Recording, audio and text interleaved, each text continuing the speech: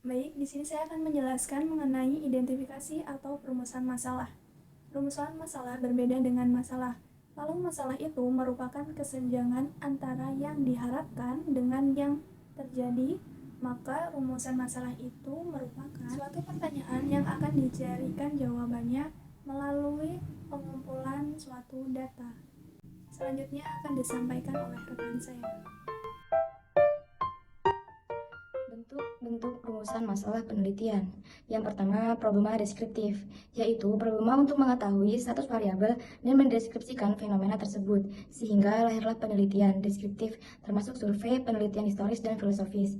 Yang kedua, problema komparatif, yaitu problema untuk membandingkan dua fenomena atau variabel atau lebih. Di sini, peneliti berusaha mencari persamaan dan perbedaan fenomena, kemudian mencari makna atau kelebihan dari persamaan dan perbedaan tersebut. Yang ketiga, masalah asosiatif atau korelatif, yaitu masalah menemukan hubungan antara dua fenomena atau variabel. Ada dua jenis masalah korelasi, yaitu kokorelasi dan korelasi sebab akibat. Ketiga jenis masalah ini sering dijadikan peneliti sebagai dasar dalam merumuskan nama penelitian. Materi selanjutnya akan disampaikan oleh rekan saya. Variabel penelitian. Menurut Sugiono, variabel penelitian pada dasarnya adalah suatu hal yang berbentuk apa saja yang ditetapkan oleh peneliti untuk dipelajari sehingga diperoleh informasi tentang hal tersebut. Kemudian ditarik kesimpulannya. Materi selanjutnya yaitu tentang macam-macam variabel. Yang pertama, variabel diskrit dan kontinu. Variabel diskrit adalah variabel yang disebut juga variabel nominal atau variabel kategori, karena hanya dapat dikategorikan atas dua kutub yang berlawanan, yakni ya dan tidak. Selanjutnya, variabel kontinu dapat dipisahkan menjadi tiga jenis variabel kecil, yaitu variabel ordinal, variabel interval, dan variabel ratio. Yang kedua, variabel independen dan dependen. Variabel independen atau bebas adalah variabel yang dapat mempengaruhi perubahan pada variabel lainnya. Dengan kata lain, jika terjadi perubahan pada suatu variabel, perubahan tersebut disebabkan oleh variabel bebas ini. Selanjutnya, variabel dependen atau variabel terikat adalah variabel yang bisa dipengaruhi oleh variabel yang lainnya. Oleh karena itu, sebagai akibat dari kehadiran variabel bebas. Yang ketiga, variabel moderator. Variabel moderator adalah variabel yang mempengaruhi, memperkuat atau memperlemah hubungan antar variabel independen dengan dependen. Yang keempat, variabel intervening. Variabel intervening merupakan variabel penyela atau antara yang terletak di antara variabel independen dan dependen. Kelima, variabel kontrol adalah variabel yang dikendalikan atau dibuat konstan sehingga pengaruh variabel independen terhadap dependen tidak dipengaruhi oleh faktor luar yang tidak diteliti. Yang keenam, variabel kuantitatif dan kualitatif. Variabel kuantitatif merupakan skala numerik atau metrik sehingga bisa ditransformasikan melalui operasi matematika dan analisis statistika yang lengkap.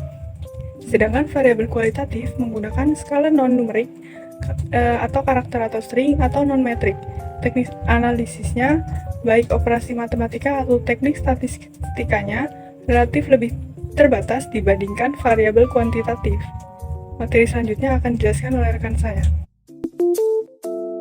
Hubungan antar variabel terdapat tiga jenis. Yang pertama, hubungan simetris. Hubungan simetris adalah hubungan antara dua variabel atau lebih yang terjadi secara kebetulan bersama.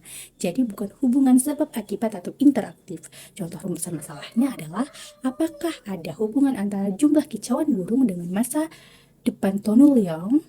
Bukan berarti bisa jadi burung di Jawa Tengah diyakini kalau suara burung perenjak terdengar di depan rumah akan kedatangan tamu. Sedangkan di Jawa Barat, hal tersebut terjadi jika ada kupu-kupu yang kebetulan masuk ke dalam rumah. Yang kedua, hubungan kausal. Hubungan kausal merupakan hubungan sebab akibat. Jadi di sini ada variabel independen atau variabel yang mempengaruhi dan dependen variabel yang dipengaruhi. Peneliti kuantitatif dalam melihat hubungan variabel terdapat objek yang diteliti lebih bersifat sebab akibat atau kausal, sehingga dapat dalam penelitiannya ada variabel independen dan dependen.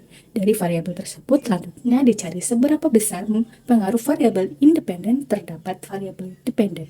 Contoh hubungan kausal yakni pengaruh iklan terhadap nilai penjualan. Artinya semakin banyak iklan yang ditayangkan maka akan semakin banyak nilai penjualan.